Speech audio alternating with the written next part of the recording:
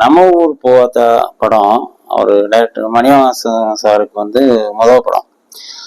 பல போராட்டங்கள் அவரை பத்தி, மணிவாசன் சாரை பத்தி சொல்லணும்னா, அவர் ஆல்ரெடி சினிமாவுக்கு வந்ததே ஒரு ப்ரொடியூசரா தான் வந்திருக்காரு. ஒரு படம் பண்ணியிருக்காரு ஆல்ரெடி. புத்திசாலி பைத்தியங்கள் ஒரு படம் பண்ணாரு. அந்த படம் வந்து சரியா போகல. அதுக்கப்புறம் ஊருக்கும் போக முடியல, சென்னையிலும் இருக்க முடியல அவரால். அந்த மாதிரி ஒரு சுச்சுவேஷன். அந்த டைம்ல தான் எனக்கும் அவருக்கும் அறிமுகம். நான் அப்போ கருமாரி கந்தசாமி அண்ணன் அவங்க குரூப்ல அவர் படங்கள் டைரக்ட் பண்ணிட்டு இருக்கிற ஒரு காலகட்டம். அந்த நேரத்துல வந்து எனக்கும் மணிவாசத்துக்கும் பழக்கம். எப்படி பழக்கம்னா, கருமாரி கந்தசாமின்னா பாக்குறதுக்காக அங்க வந்துட்டு போயிட்டு இருப்பாரு. அப்போ வந்து ஊருக்கு போக முடியலன்னே நான் வந்து என்னை வந்து அசிஸ்டன்ட் டைரக்டராவது நீங்க சேர்த்துங்க அப்படின்னு கருமாரி கந்தசாமி மணிவாசன் சாருக்கு சொல்லிட்டு இருக்காரு போட்டு. கருமாரி வந்து என்கிட்ட சொன்னார், அப்போ இந்த மாதிரி ஒரு அசிஸ்டண்டா சேர்த்துக்கலான் இருக்கேன், அவரையும் உங்க லிஸ்ட்ல எழுதிங்க அப்படின்னு. நான் சொன்னேன், அது எப்படின்னு, ஒரு டைரக்டர்னாக்கா நீங்க 2 பேரு, கருமாரி கந்தசாமி 2 பேரு, 4 அசிஸ்டன்ட் தான் ப்ரொடியூசர் ஒத்துக்குவாரு. இன்னொருத்தர் சேர்த்துக்கணும்னா ப்ரொடியூசர்கிட்ட தான் என்ன கேட்கணும், நான் என்ன சொல்ல முடியும் அப்படின்னா. இல்லப்பா நான் சொன்னேன்னு சொல்ல நீ அப்படி. இப்படி பல போராட்டங்களுக்கு அப்புறம் மணிவாசன் சார் வந்து கருமாரி யூனிட்ல சேர்றாரு. அதுல இருந்து எங்க நட்பு. இப்போ படத்துக்கு போவாரு. ரொம்ப சின்ன சம்பளத்துக்கும் கூட நான் அவருக்கு பேட்டாவா கொடுத்துருக்கேன். இன்னைக்கு நான் பெருமையா சொல்லணும்னா அவருடைய வளர்ச்சி எங்கேயோ போயிடுச்சு, அது ஒரு விஷயம். அப்படி இருக்கும் காலகட்டத்துல இவருடைய சொந்த முயற்சியில மறுபடியும் படம் பண்ணணும்னு ஆரம்பிச்சாரு. அந்த படத்துக்கு என்னையே தான் ப்ரொடக்ஷன் மேனேஜரா சேர்த்துக்கிட்டாரு. அந்த படம் தான் நம்ம ஊர் போவாதான். அந்த படம் நல்ல போச்சு. படம் எடுத்ததுக்கு அதனுடைய வெற்றி நல்ல வெற்றின்னு சொல்லலாம். இப்போ ஆரம்பத்துல வந்து நிறைய ஆர்டிஸ்ட் அதில் கூட முரளி, கௌதமி, கவுண்டமணி, செந்தில், மனோரமா, அப்படி நிறைய ஆர்டிஸ்ட் இருக்காங்க.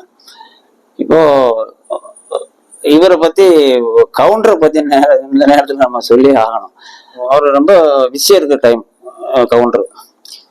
இப்போ அவருக்கு உண்டான தனி ட்ராக்கு, தனி சமாச்சாரம் அப்படி எல்லாம் இல்லாம கதையோட சேர்ந்து வரக்கூடிய ஒரு கேரக்டர் தான் ரெடி பண்ணோம் அவருக்கும் சந்திரனுக்கும். இப்போ நாங்க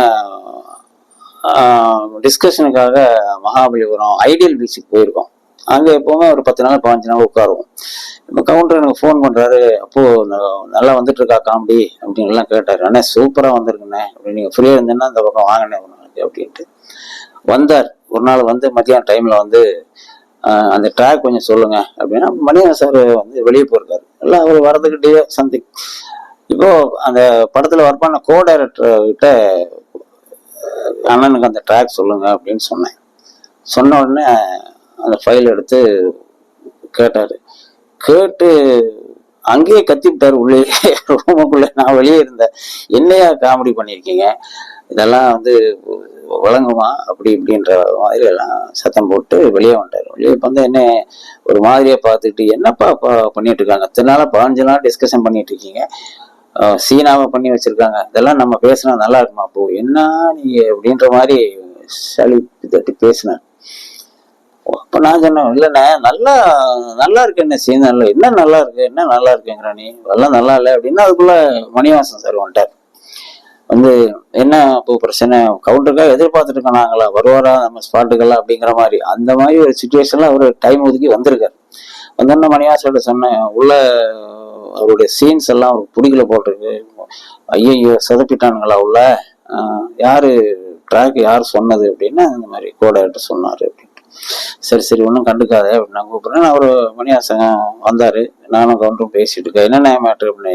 என்ன மணிவாசகம், என்ன இப்படி எல்லாமா சீன் பண்ணி வச்சுட்டு பண்ணியே, ஐயே சைக்கிளாப்பா நான் கிளம்புறேன் அப்படின்னு வண்டி விட்டு போய் படம் பண்ண மாட்டேங்கிற முடிவோட போயிட்டு இருக்காரு.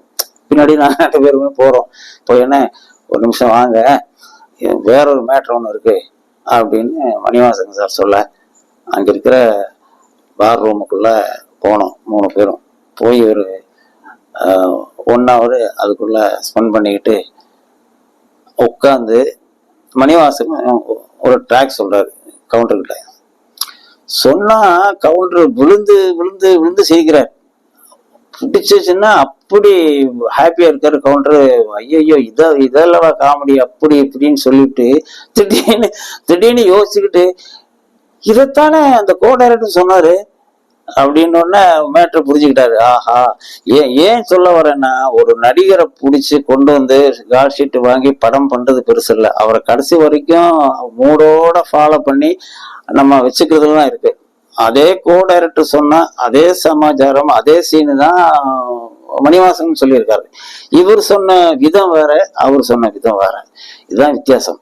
ஸோ அந்த அளவுக்கு அந்த படம் ரிலீஸ் ஆச்சுன்னா சூப்பரா சிரிப்புன்னா அந்த அளவுக்கு காமெடி ஒர்க் அவுட் ஆயிருக்கும் அந்த படத்துல. அது அவரோட நட்பு எனக்கு கிடைச்ச முதல் படம்.